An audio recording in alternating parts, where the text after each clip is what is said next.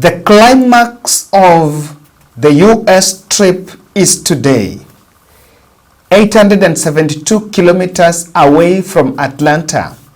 William Ruto will be making his entry in Washington, D.C., and is going to visit the White House finally.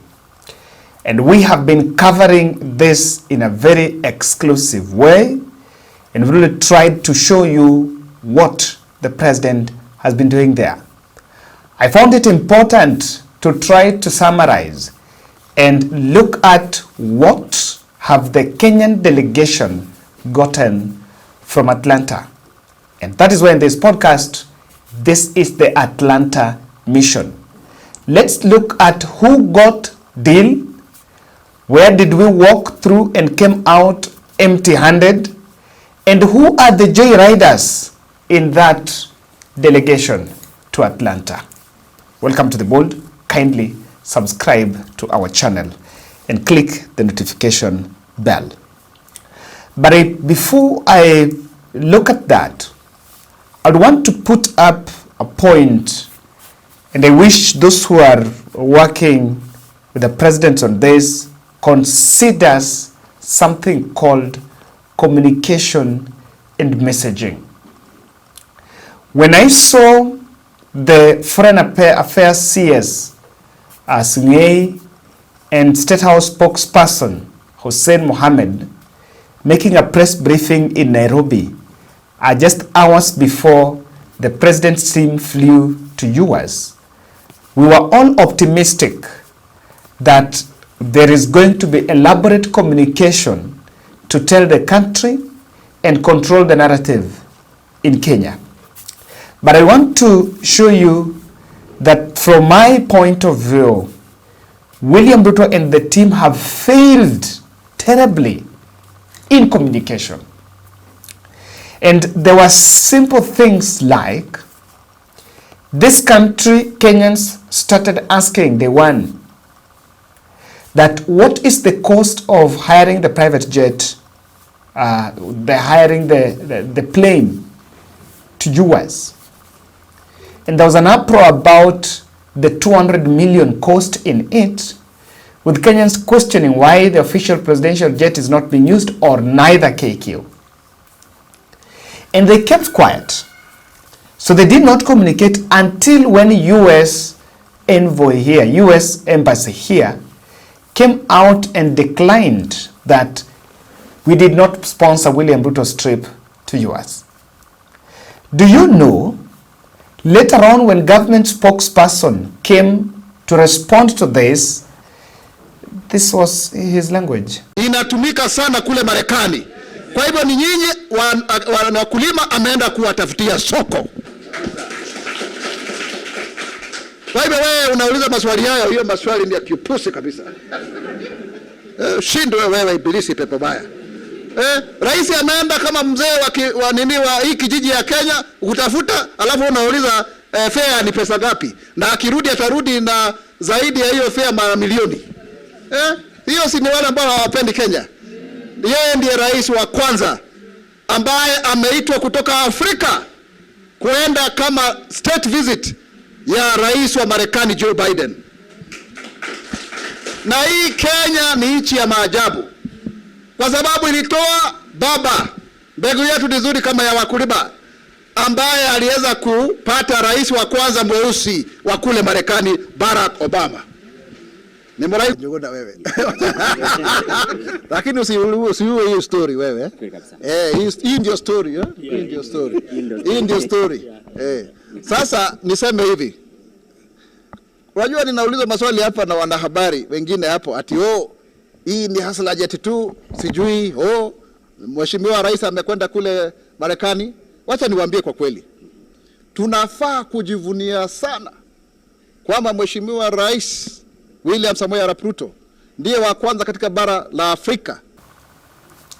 And that is government spokesperson calling people, throwing hands at everyone, at the journalists who are asking these questions. And I was a bit shocked. There are two things they failed on. Number one, on back home, you know, creating the trust home and Kenyans owning that US trip. It was very important. I don't know what was so difficult by just saying the president jet has issues and it has not been repaired, and so it cannot, that is why it cannot be used, or just giving a reason. But instead, they went throwing hands left, right, and center. Today, I've just seen this video here. The Iceland PM arrived in Malawi in KQ. Yes, this is something I was saying.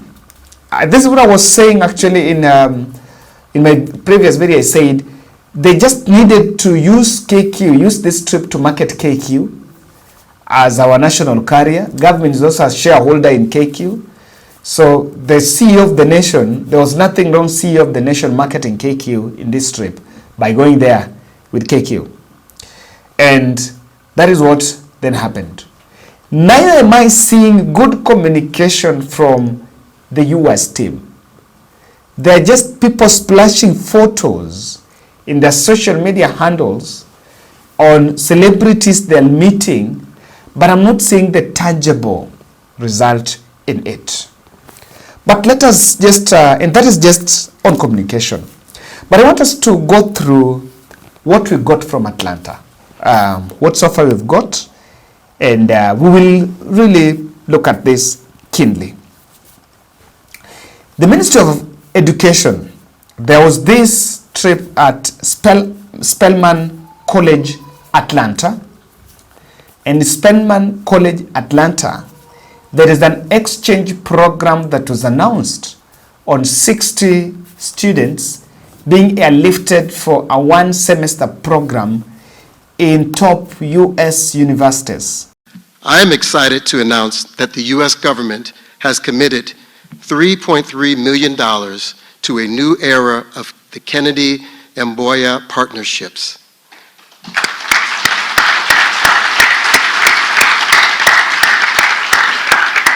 Supporting 60 young and promising Kenyans to study at top U.S. universities for one semester. That is 60 students to commemorate the 60 years of partnership that have transpired between the United States and Kenya since the original Kennedy airlift. The Kennedy-Mboya partnerships will also strengthen connection between American and Kenyan universities and include two-way exchanges of our faculty and researchers working in STEM fields. As you can hear, the U.S. government is incredibly proud of all of these past, present, and future exchanges and partnerships between Kenyan and U.S. institutions of higher education. The United States Agency for International Development, or USAID, continues this legacy of partnership. USAID has long driven innovative exchanges for students and faculty at thousands of universities and colleges around the world. In Kenya, we continue to see incredible partnership opportunities that harness the power of our shared diversity and the unique strengths of both Kenyan and American cultures. For example, since 2015, USAID has partnered with Kenyatta University to train well over 5,400 young people through the Young African Leaders Initiative, also known as YALI.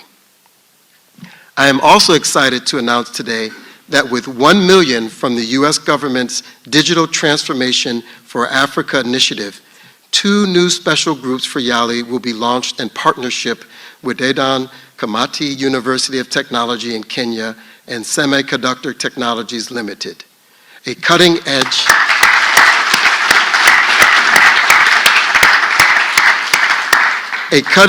Kenyan semiconductor manufacturer. This partnership will offer training and transformation grants for young people working in emerging technologies and prepare them for the jobs of tomorrow.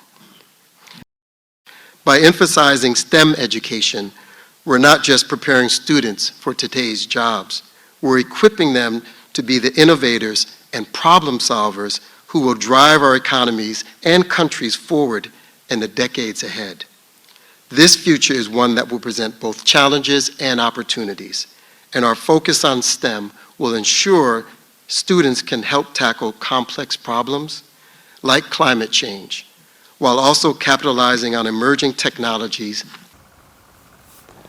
That was a takeaway, and I think then you can say, I realized that from the Ministry of Education, Waziri Ezekiel Machogu was not in the trip, but the PS, Dr. Beatrice Inyangala, the PS for Higher Education, was actually with the president in the US. And that I can say from that point of view, that from the education there is that exchange program. However, we also need to tell the country that the program is not new. It's a program that has been going on, but because of Kenya celebrating 60-year anniversary with US, they are going to upscale the number to 60. Probably I think they were doing less, but because of this this anniversary, this relationship, this celebration between the two countries, they're upscaling the number to 60. That is one of the takeaways from it. I was so impressed by Susan Nakumisha.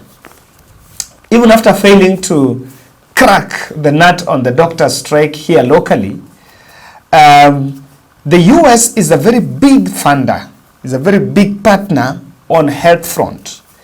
And there were MOUs signed between CDC, KEMRI, Ministry of Health, and the US President's emergency plan for AIDS relief. It's very expensive. It's a big challenge. And as we reflect on the issues that we have been shown today, I think it will be critical to figure out how can we channel more resources to the health sector so that innovation, research, and the ultimate results can be there, knowing that health also requires a lot of patience, research also requires a lot of patience, and these programs, I think, if there is someone who got something in Atlanta, then it's the health docket. And this is because if there is a place that US, if there is an area that US has been supporting for quite so long, look at malaria programs, you can look at maternity, immunization, maternal health, the unborn child, and there are a lot of programs, even in reproductive health, that are being supported by donors from the US. So on this one, there's a big takeaway for Susan Nakumisha and her team, and I saw them communicating about this. Now, before the president flew, I said it would be nice to involve members of the NGOs in some of these trips. There will be good catch for them, and I believe that from the health, they have some take home. Then we have Coca-Cola. Coca-Cola plans to invest 23 billion shillings to expand their operations in Kenya within the next 5 years. This was also another takeaway. And of course, one thing I believe here is, it's not that they went and sat and then agreed. This was already part of the program. Someone investing 23 billion cannot just make an overnight decision because the president is here, so the president has told me, invest this in me. No. I think on this one, much as we can credit it on this tour, but this was part of their strategic plan on expansion. Now, I have a problem with the following, because this needs to be explained. Adan Duale Defense CS, there is a defense cooperation deal that to be signed. It has not been done in Atlanta, and I want to believe probably it will be in Washington. So he's also amongst the joyriders in that trip. I can't trace any deal from Atlanta.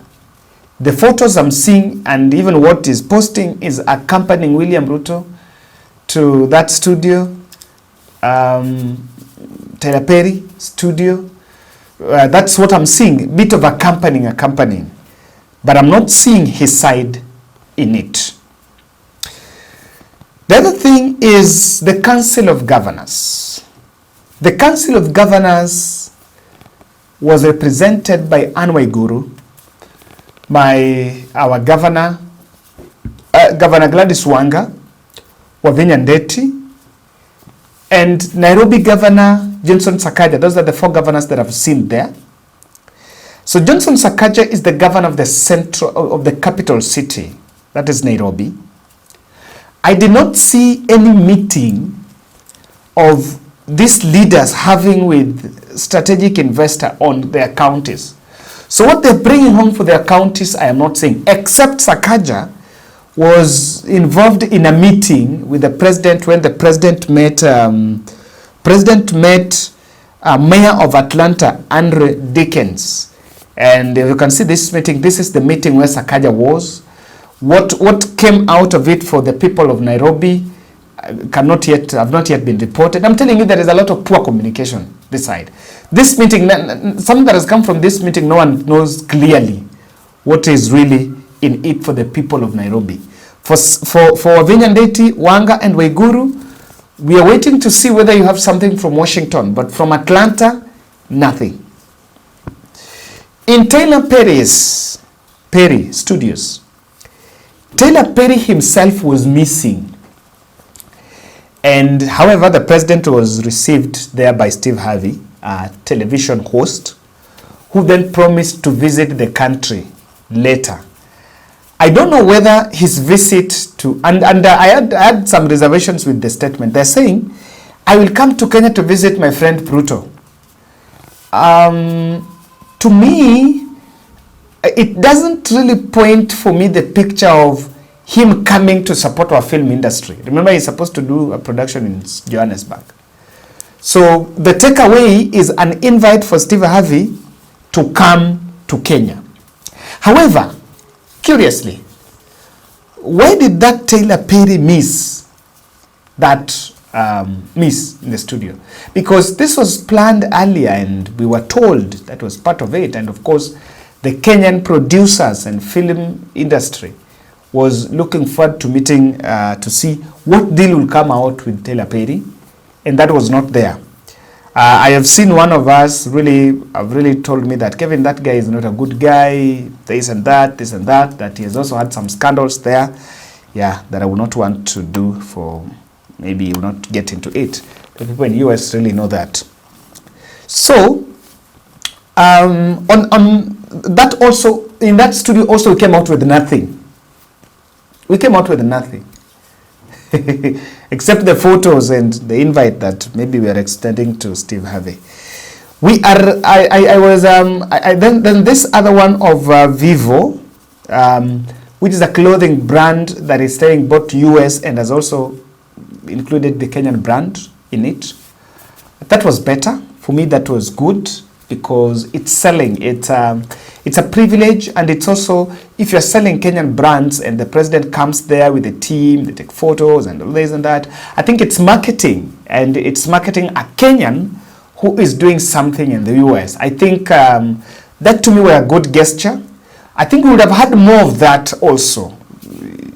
There's some events, instead of going to Taylor Perry, we would have supported many, we would have visualized quite a number, because through this, there's some people that can get, individuals can get partnerships on how they can even export some of their few stuffs to US.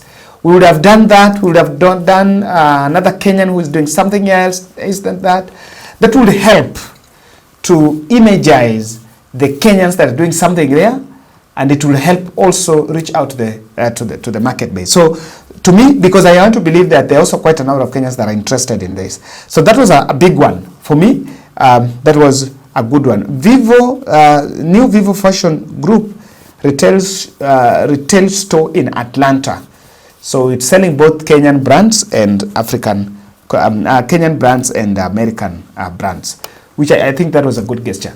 I'm waiting to visit James Carter, Jimmy Carter, Martin Luther King Jr. What would you expect? I was expecting some very serious commitments on coming back for, upholding the rule of law, justice, equity. That I was expecting some commitments on that front, but that seemed not to be it. So I just want to interpret the mission in Atlanta. I need to be very objective here. To the best of my knowledge, only Nakumicha and Trade CS Rebecca Miano were supposed to be in Atlanta. All the others were tourists. All the others were tourists. Or we can add the education. But Nakumisha got a good deal. Something tangible you can report and say, we've signed this MOU and this and that. The Coca-Cola one with Rebecca Miano and Kombudo, the PS. Now, the others, tourists. Tourists. So that's number one. Number two, the Council of Governors by Anne Waiguru really need to account for their presence, because when they were on plane, they were in the US and they were writing very long full skirt. Herself, she was writing long full skirts to Rigathi Gachagua here, and I'm not seeing anything for the people of Kirinyaga or for the Council of Governors. If this meeting, if it was just about the national government, then maybe they ought not to have been there. But because they also represent the two levels of government, both county and national government, we will see something on devolution. I am not seeing America have a structure that looks like the Kenyan devolved system. So devolution was supposed to be given prominence. They were supposed to, we would have seen something. Even those who are organizing this trip, they would have organized something also on devolution. So that as the governor flies, as the president flies with governors, there is something home for them. Now, and Ruto could still skip Atlanta and fly to Washington directly. Even though someone has told me that a state visit has to be a minimum 4 days. Someone can confirm this with me. The US took center stage in planning that tour, and I think Kenyan diaspora, I think the Kenyan embassy only planned 3. That diaspora engagement meeting, the visit on Jimmy Carter and Martin Luther King Museum, and also visiting that business, Vivo, and Tyler Perry. But the others, this Coca-Cola, that university, and the health, the one for CDC, they were all organized by the US. And that is why our devolution fellows have also not really got something. Lastly, I'm seeing the speeches did not mirror reciprocity, the speeches of the president.